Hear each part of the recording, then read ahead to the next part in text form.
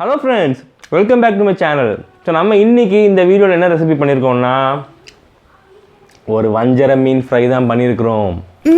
Beach சைடுல எல்லாருக்குமே போனா அங்க இருக்கிற அந்த மீன் கடையில வந்து ஃப்ரெஷ்ஷா ஃபிஷ் ஃப்ரை வாங்கி சாப்பிட்ற பழக்கம் இருக்கும். எதனால சாப்பிடுவோம்னு பார்த்தீங்கன்னா அந்த மசாலா டேஸ்ட்டுக்காக தான் மெயினாக சாப்பிடுவோம். அப்புறம் மீனோட ஃப்ரெஷ்னஸ்ஸு. ஸோ இப்போ ஃப்ரெஷ்ஷான மீன் எல்லா இடத்துலையுமே கிடைக்குது. அந்த மசாலா தான் அவன் வந்து இஷ்டத்துக்கு ஒரு ரெசிபியை போட்டிருப்பான். என்னவோ ட்ரை பண்ணி பார்த்து எப்படியோ ஃபிஷ் ஃப்ரை வந்துடும் கடைசியில். அது எக்ஸாக்டாக எப்படி பண்ணுறதுங்கிறத இந்த வீடியோவில் காட்டியிருக்கிறேன். ஸோ பீச் சைடில் எப்படி வந்து ஃபிஷ் மசாலா ப்ரிப்பேர் பண்ணுறாங்களோ அதே ஸ்டைலில் பண்ணியிருக்கேன். பாருங்கள் ஃபுல் வீடியோவை. இது ரொம்ப சிம்பிள் தான் ஃப்ரெண்ட்ஸ்.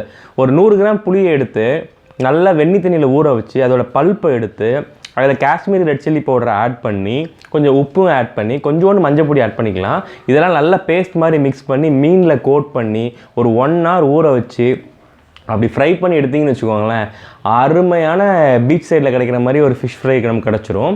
ஸோ மறக்காமல் ஃபுல் வீடியோ பாருங்கள். ஏன்னா வீடியோ ஷார்ட் பண்ணி போட்டிருக்கிறேன், நீங்கள் சிம்பிளாக பார்த்துக்கலாம். கடைசியில் வர உங்கள் மற்ற விஷயங்களை சொல்கிறதுக்கு ஃபுல் வீடியோ பாருங்கள். என் சேனலை மறக்காமல் சப்ஸ்கிரைப் பண்ணிடுங்க. நிறைய பேர் பண்ணவே மாட்டேங்கிறீங்க, மறக்காமல் சப்ஸ்கிரைப் பண்ணிடுங்க. அந்த பெல் ஐக்கானையும் கிளிக் பண்ணி விட்ருங்க.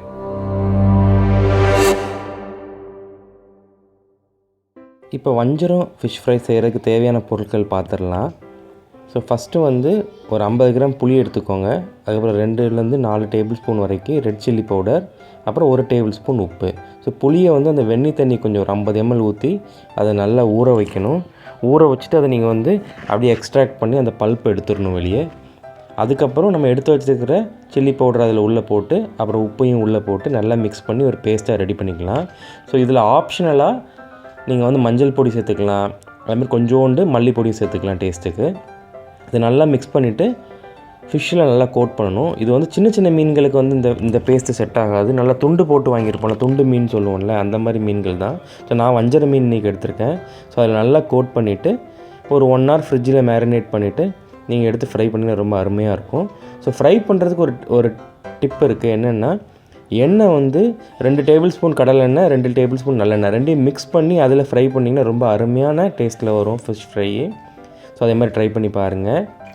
ஸோ நல்லா கொதிச்சதுக்கப்புறம் கொஞ்சம் கருவேப்பிலையை போட்டு மீன் அப்படி மேலே செட் பண்ணிட வேண்டியதான். கருவேப்பிலையும் ஒரு அரோமா கொடுக்கும் அந்த எண்ணெயோடு சேர்ந்து. ஸோ ஃபிஷ்ஷை 2 பக்கமும் 2 நிமிஷம் நீங்கள் வறுக்கணும். பார்த்து திருப்பி போடணும், உடஞ்சிரும் வஞ்சரம் மீன்லாம் ஜென்ரலாக. ஸோ பார்த்து திருப்பி போடுங்க. ஸோ ஒரு அழகான வஞ்சரம் ஃபிஷ் ஃப்ரை நமக்கு இப்போ ரெடி ஆயிடுச்சு. Full video பார்த்துட்டிங்களா? ரெசிபி கட்டாயமாக புரிஞ்சிருக்கும்னு நினைக்கிறேன். ரொம்ப சிம்பிளான ரெசிபி தான். நானும் அந்த மீன் கேப்பில் அந்த மீனை சாப்பிட்டு முடிச்சிட்டேன். ஸோ வந்து மறக்காமல் வந்து இந்த ரெசிபியை ட்ரை பண்ணி பாருங்கள். எப்படி வந்துச்சுங்கிறத கமெண்ட்டில் போடுங்க. வேறு ஏதாவது வந்து உங்களுக்கு டவுட்ஸ் இருந்துச்சுனாலும் கமெண்ட்டில் போடுங்க, நான் உடனே வந்து ஆன்சர் பண்ணிடுறேன். ஸோ மறக்காமல் என் சேனலை சப்ஸ்கிரைப் பண்ணுங்கள், அந்த பெல் ஐக்கானையும் கிளிக் பண்ணி விட்டுருங்க. தேங்க்ஸ் ஃபார் வாட்சிங் friends. See you all in another video. Bye.